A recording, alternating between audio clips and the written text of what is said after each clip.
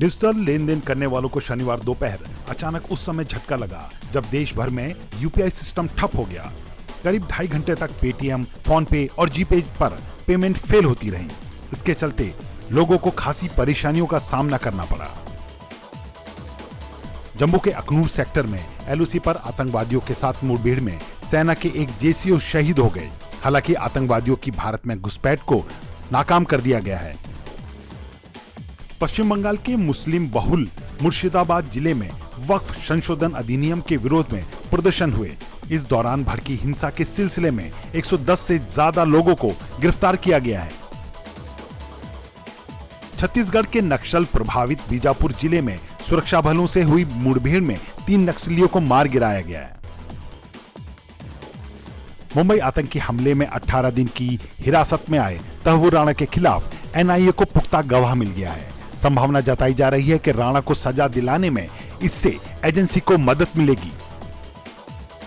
लखनऊ में पिछले दिनों चुपचाप सरकारी जमीन पर लगाई गई अंबेडकर प्रतिमा को हटाने के दौरान शनिवार दोपहर जमकर बवाल हो गया। इस दौरान प्रदर्शनकारियों ने पुलिस टीम पर पथराव किया, जिसमें कई पुलिसकर्मी घायल हुए हैं। मुरादाबाद के कांट रोड स्थित दीवान शुगर लिमिटेड की एक unit Vihan board private limited की प्लाई फैक्ट्री में यूकेलिप्टस के पेड़ों की लकड़ियों का अधिक इस्तेमाल करने के लिए केमिकल डालकर इन हरे पेड़ों को सुखाने का मामला सामने आया है। इस मामले में अब विभागीय जांच शुरू हो गई है। तमिलनाडु में लंबे समय से अलग चल रही बीजेपी और एआईएडीएमके ने अब फिर से हाथ मिला लिया है। केंद्रीय गृह मंत्री अमित शाह ने चेन्नई दौरे के साथ ही इस गठबंधन पर औपचारिक मोहर लगा दी है। इस नए समीकरण की राह अन्नामलाई की विदाई ने आसान कर दी है।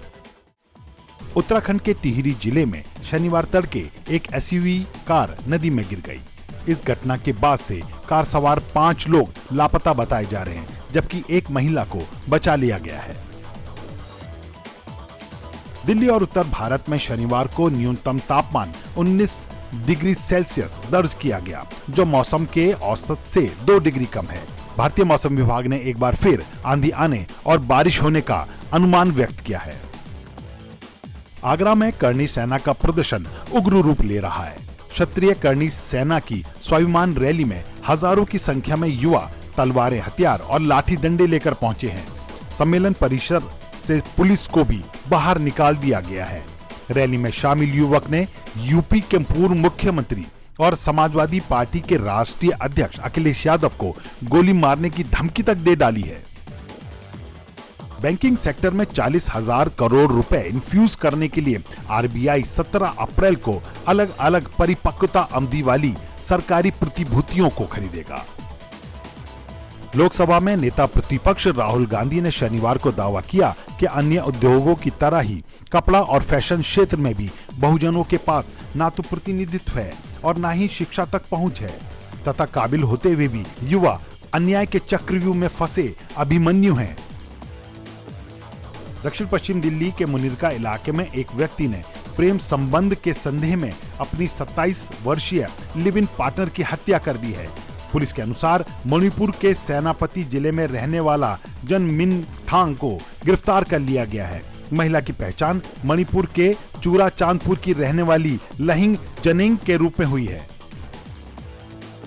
भाजपा ने शनिवार को आरोप लगाया कि पश्चिम बंगाल की मुख्यमंत्री ममता बनर्जी राज्य में वक्फ अधिनियम के विरोध प्रदर्शनों के नाम पर हिंदू विरोधी हिंसा भड़का रही हैं। भाजपा प्रवक्ता प्रदीप भंडारी ने कहा कि इस अधिनियम का पूरे देश में स्वागत किया गया है। सच्चे रिश्ते खून से नहीं, भावनाओं से बनते हैं, ऐसा ही कर दिखाया है लोकसभा अध्यक्ष ओम बिरला ने, जिन्होंने पुलवामा शहीद हेमराज मीणा की पत्नी से किया 6 साल पुराना वादा निभाया है और बेटी की शादी में भाई बनकर भात लेकर पहुंचे। सिंगापुर सरकार ने एक इमारत में लगी आग से बच्चों और वयस्कों को बचाने में वीरतापूर्ण कार्य के लिए 4 भारतीय प्रवासी श्रमिकों को सम्मानित किया है। संयुक्त राष्ट्र के एक शीर्ष अर्थशास्त्री ने कहा है कि अमेरिका द्वारा लगाए गए शुल्क के कारण वैश्विक व्यापार में 3% की कमी आ रही है और निर्यात अमेरिका और चीन जैसे बाजारों से भारत, कनाडा और ब्राजील की ओर स्थानांतरित हो रहा है।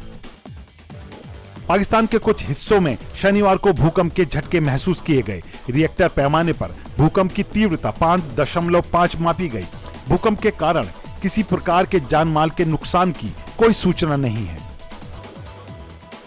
खराब फॉर्म से जूझ रहे रोहित शर्मा रविवार को यहां मुंबई इंडियंस और दिल्ली कैपिटल के बीच होने वाले मैच में स्पिनरों की कड़ी चुनौती से पार पाकर आईपीएल में खुद को प्रासंगिक बनाए रखने का प्रयास करेंगे। मुंबई की टीम को तेज गेंदबाज जसप्रीत बुमराह से अच्छे प्रदर्शन की उम्मीद होगी।